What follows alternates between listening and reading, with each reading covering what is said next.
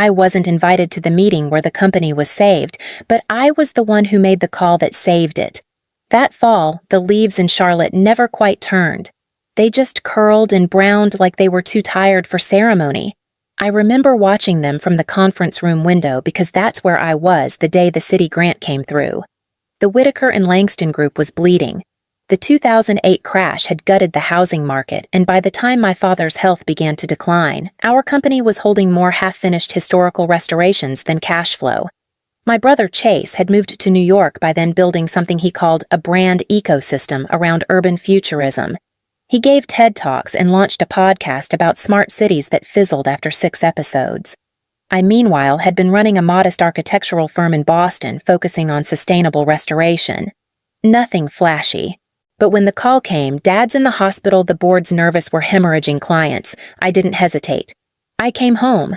No title. No guarantees.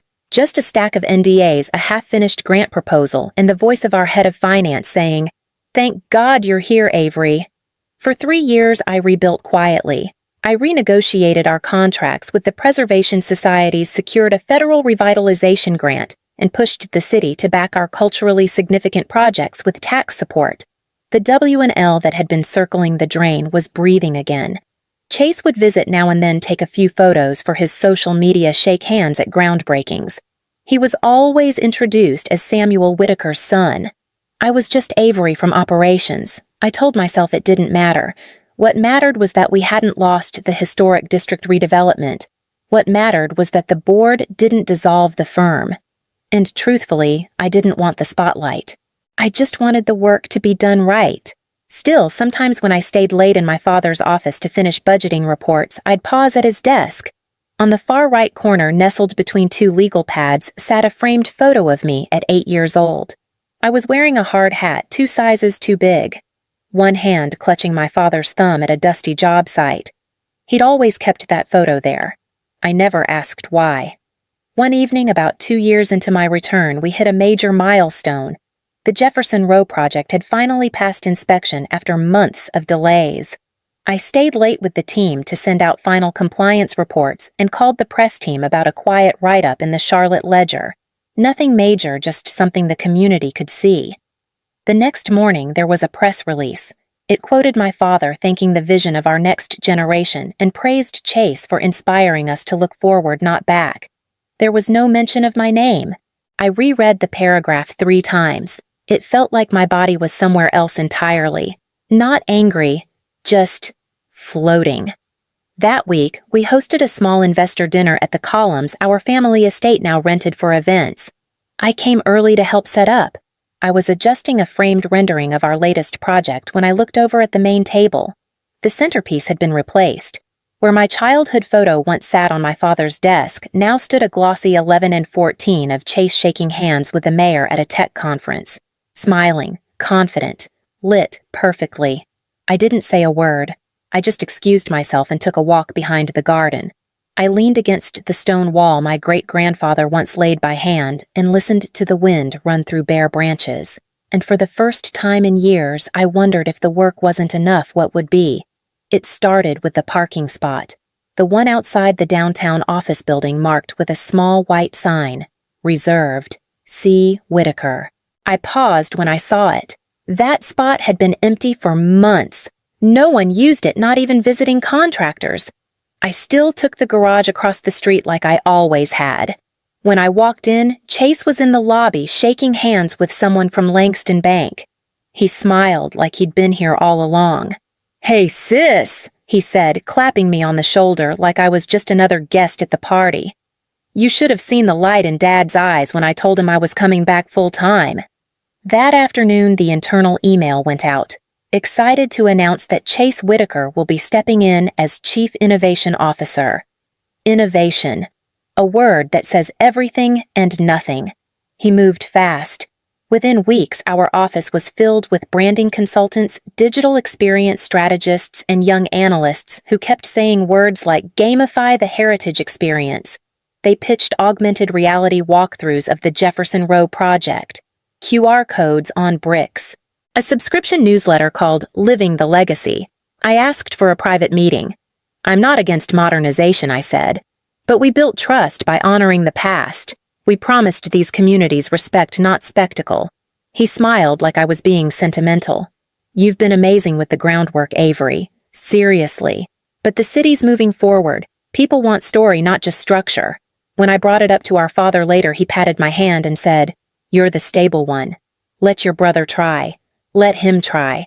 I remembered when trying meant learning zoning laws, sitting through neighborhood council meetings, waking up at 5 a.m. to argue with suppliers over reclaimed wood prices. I watched as Chase turned in proposals that read like tech manifestos. He pitched to private investors for projects that hadn't been scoped.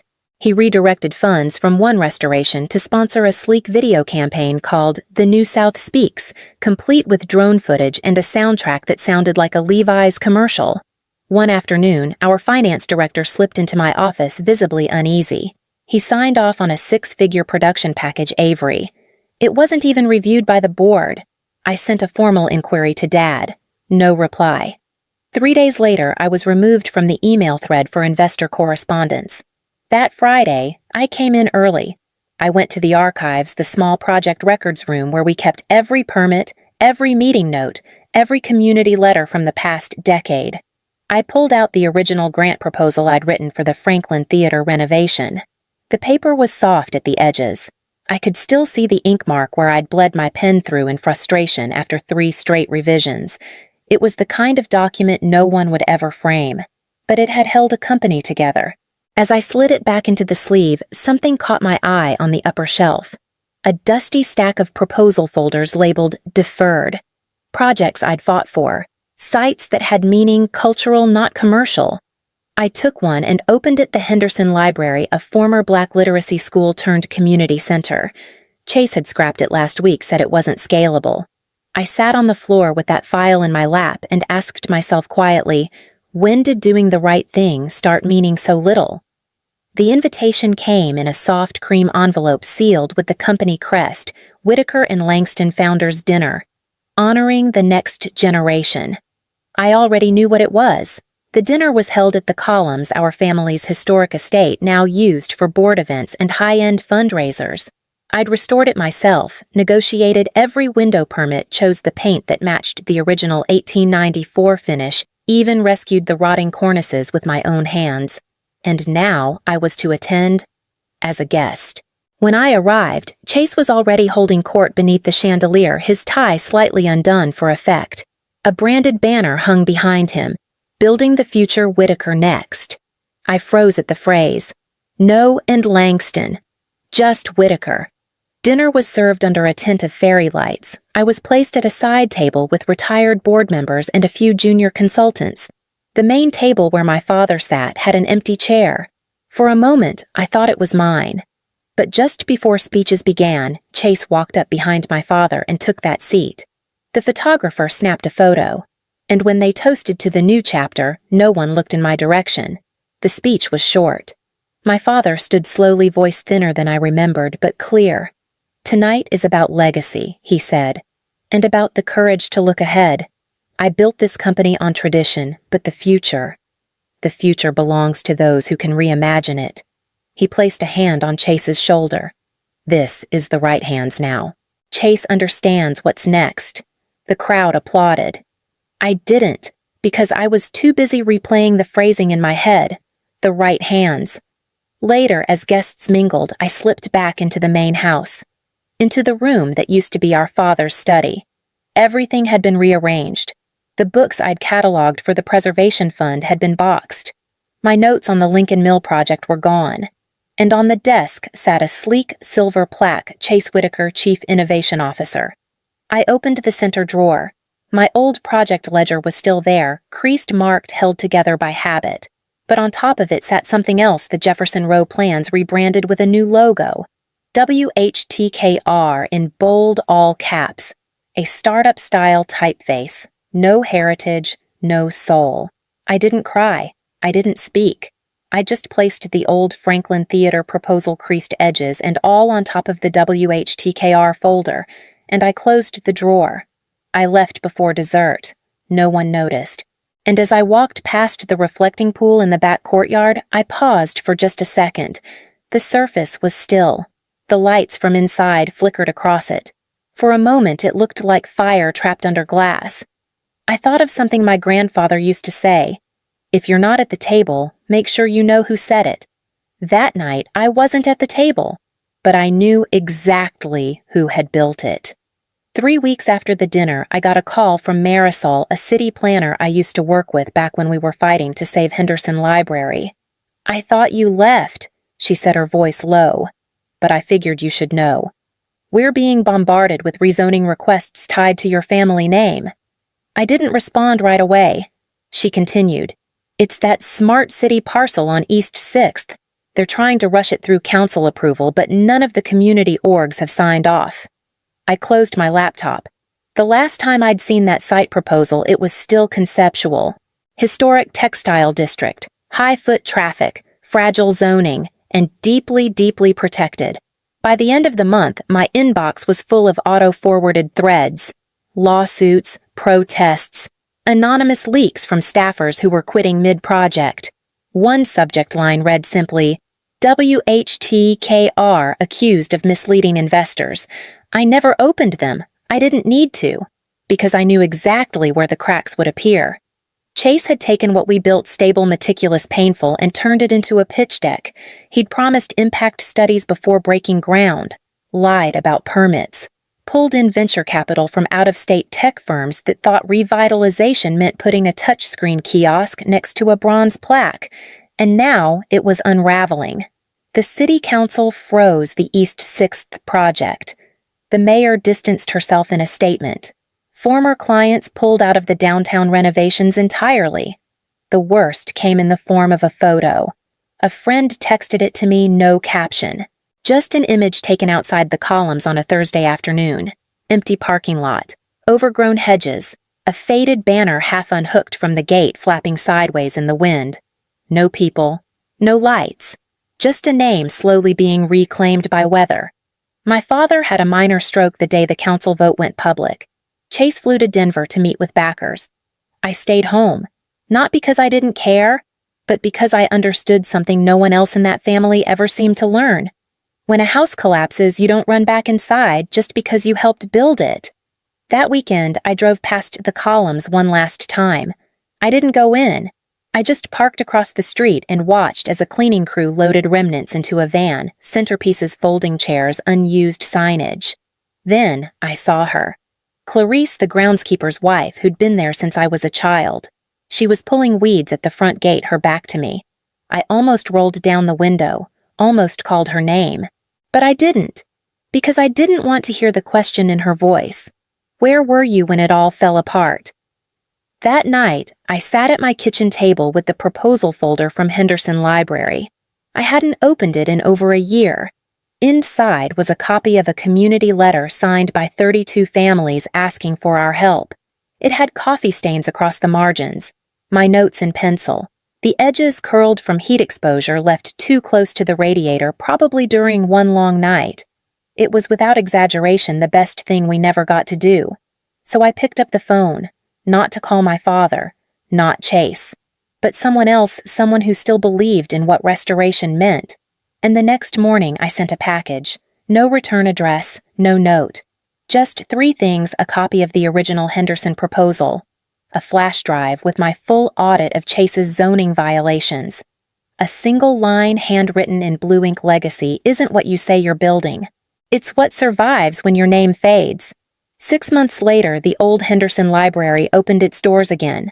Not with a ribbon cutting, not with headlines or news cameras. Just a quiet email to neighborhood groups and a paper flyer pinned to church bulletin boards, community resource space, now open, welcome back. People came with folding chairs, secondhand books, and stories. They didn't know my name, and that was the point. I had used the last of my savings and a quiet buy-in from 2 preservation nonprofits to form a new initiative. No branding, no marble signage, just a 4-word mission: respect the people first. The building kept its scars: exposed brick from the original foundation, uneven flooring from where the roof had sagged for years. We didn't fix the past, we honored it, and slowly people showed up. Single mothers looking for tutoring space, a retired architect who wanted to teach hand drafting again, a girl with pink headphones who sat in the same chair every Tuesday just to read in silence. No one asked who owned the place, and I didn't offer it, because it didn't matter. One rainy afternoon I received a letter. It was from my father. The envelope was thin handwriting shaky. Avery, I don't know how to begin. I know you tried to protect what I built, and I know I didn't see you. Not fully. They tell me Chase is under investigation. I haven't heard from him. I miss the sound of your heels in the hall. I miss your order. If you're willing to talk, the door is open. Dad. I didn't reply, not out of anger, but because some doors aren't meant to be reopened. Some are meant to remain exactly as they are closed with silence on the other side. Weeks later, I ran into Clarice at the farmer's market. She asked if I'd heard that WHTKR was officially shut down. The assets were being liquidated, the staff released. They said the leadership collapsed, she said, voice flat. Said there was no direction. I nodded. She looked at me for a long time, then asked gently, "Did you ever get your photo back?" I smiled, because I hadn't, but I'd framed something else. Inside the Henderson building in the back reading room, I'd hung a photo I'd found buried in the archives. Not of me, of my grandmother. She was standing on scaffolding sleeves rolled pencil behind her ear, pointing at a column during a church renovation in 1965. No hard hat, no clipboard, just resolve. She'd never been credited for her work, but she was there. I placed a small plaque under the frame she built before they let her sign. In that moment, I understood I wasn't rebuilding their legacy. I was reclaiming my own, and I didn't need a crest or a nameplate or a headline to do it. I just needed bricks, light, a key that turned in the door every morning, and people who remembered what had been lost and felt seen in what had returned. Avery never issued a press release. She never went on a podcast or wrote a tell-all or claimed the company wronged her. She didn't have to, because there in the middle of the city stood a building she'd saved. It spoke for her. And it said more than Chase ever could. It was autumn again in Charlotte. The trees turned properly this time, rich ochres and reds, like they were finally allowed to feel everything at once. I visited the columns one last time, not to go in, just to stand across the street across time and look. The estate was quiet. The building had been repossessed and was waiting to be bought. The WHTKR lettering had been peeled from the main gate, leaving behind faint outlines, ghosts of a name that was never meant to last. But someone had cleaned the walkway. The hedges had been trimmed. And right by the entrance, affixed to the iron fence with 4 quiet bolts, was something new. A bronze plaque. Clean. Simple. No flourish. It read, "Originally restored under the oversight of Avery Whitaker, whose contribution was not listed in public record. This correction is permanent. I hadn't put it there. I never found out who did." Weeks later, a friend texted me a photo. The plaque had been shared in a local preservation blog. No context, just the image and a caption. Some legacies survive even when you erase the name. Back at Henderson, the first children's art class started in the basement studio. Paper leaves taped to the wall, crayons everywhere, tiny shoes kicked under tables.